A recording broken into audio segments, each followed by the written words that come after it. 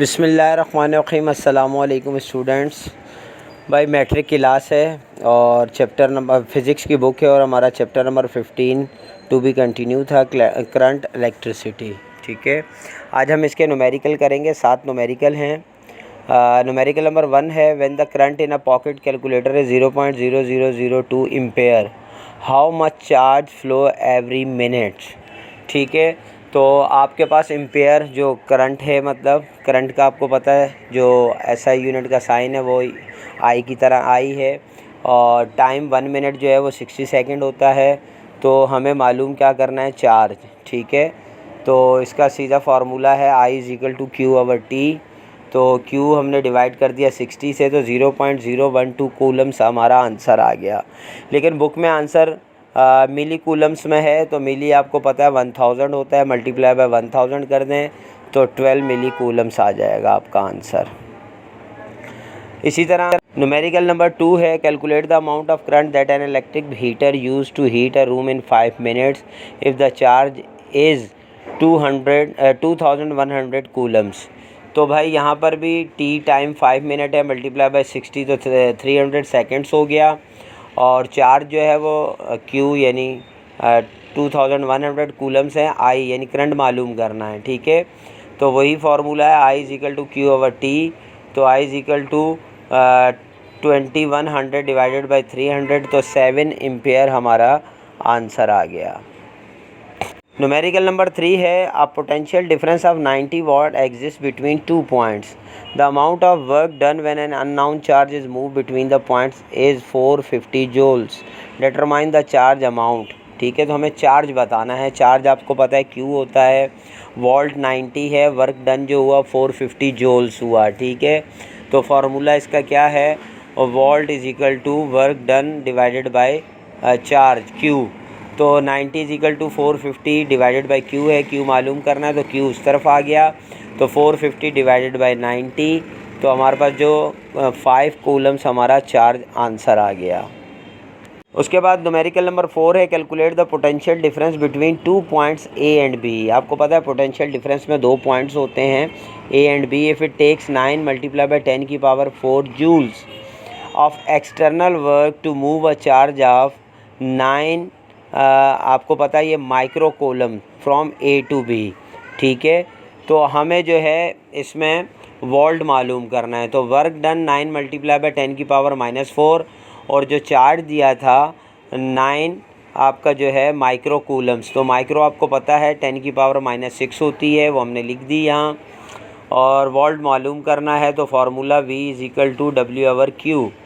तो W क्या है, 9 मल्टीप्लाई बाई 10⁻⁻⁴, जबकि Q क्या है, 9 मल्टीप्लाई बाई 10⁻⁻6। तो 9 से 9 कट गया, 1 आ गया, और 10⁻6 माइनस ऊपर आकर प्लस हो गई, तो हमारी 10⁻2 बच गई। तो 1 से मल्टीप्लाई कर दें 10⁻2, तो 100 हमारा वोल्ट आंसर आ गया। न्यूमेरिकल नंबर 5 है, the potential difference applied to a portable radio terminal is 6.0 volts. Determine the resistance of the radio when a current of 20 milliampere flows through it.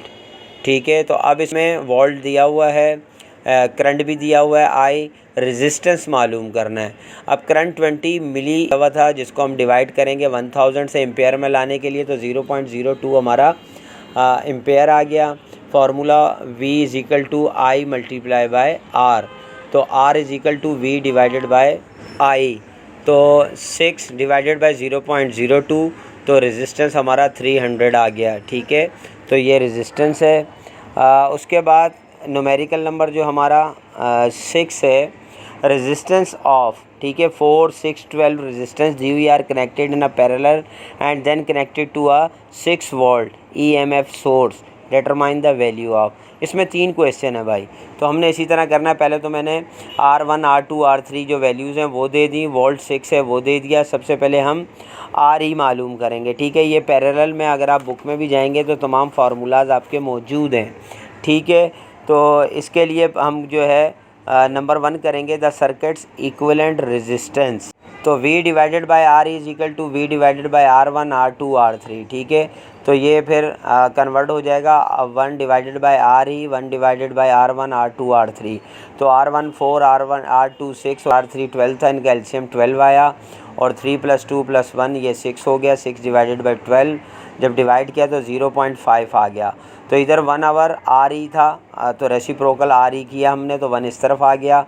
तो 1 डिवाइडेड बाय 0 यानी cross multiplication, तो 1 divided by 0.5, तो हमारा जो 2 resistance है ये हमारा इसका आंसर आ गया 1 का, ठीक है। सेकंड में वो पूछ रहा था total current flowing through the circuit, total current कितना है, तो V is equal to I multiply by R E, ठीक है।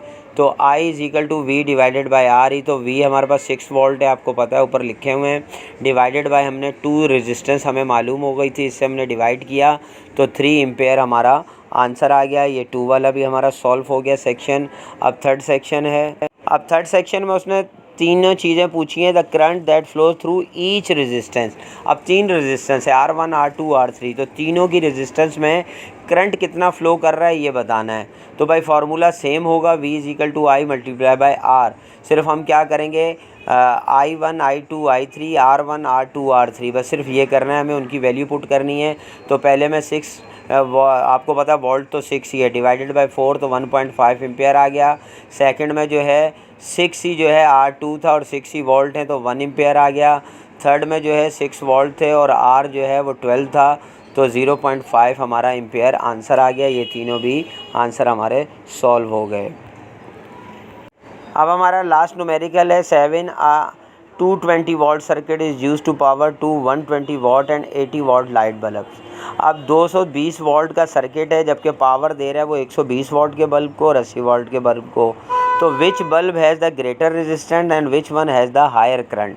हमें रेजिस्टेंस भी दोनों की मालूम करनी है और करंट भी दोनों का मालूम करना है। तो सबसे पहले मैंने रेजिस्टेंस लिखी है, V जो है वोल्ट 220 है और हमारे पास जो बल्ब के लिए हमने पावर ली है 120 और P2 है 80। तो रेजिस्टेंस 1 और 2 मालूम करनी है, तो पहले हम रेजिस्टेंस 1 मालूम कर रहे हैं। तो P is equal to I, V is equal to I square, R is equal to V square R। तो P is equal to V square divided by R square multiply by R। तो R से R cut जाएगा एक, तो हमारे पास बचेगा V square divided by R। तो V स्क्वायर 220 वोल्ट है, इसको हम स्क्वायर कर लेंगे तो 48,400 आएगा, जबकि हमारे पास P1 120 है। 120 से डिवाइड करेंगे तो 403 403.33 ये हमारा रेजिस्टेंस 1 आ गया। जबकि रेजिस्टेंस 2 में भी हम इसी तरह P2 divided by is equal to V2 divided by R है, ठीक है। तो क्या होगा, ये R2 हम मालूम कर रहे हैं तो V2 डिवाइडेड बाय P2, तो V2 तो वही है 48,400 आएगा, जबकि P हमारे पास जो है पावर 80 है तो 80 से डिवाइड करेंगे तो 605 हमारा रेजिस्टेंस आ गया। अब वो यहाँ पे ये बता रहे हैं चूँकि 80 वोल्ट बल्ब जो है बल्ब का 605 रेजिस्टेंस आया तो यही ग्रेटर हुआ। तो आप नीचे एक लाइन लिख दें कि 80 volt bulb has greater resistance. अब नेक्स्ट में हमें मालूम करना है करंट दोनों का, ठीक है। तो फिर उसी तरह वही फार्मूला है, हमारा वोल्ट वही है, पावर भी दोनों वही है। I1 I2 मालूम करना है, पहले हम I1 मालूम करेंगे तो फार्मूला क्या है, P is equal to VI।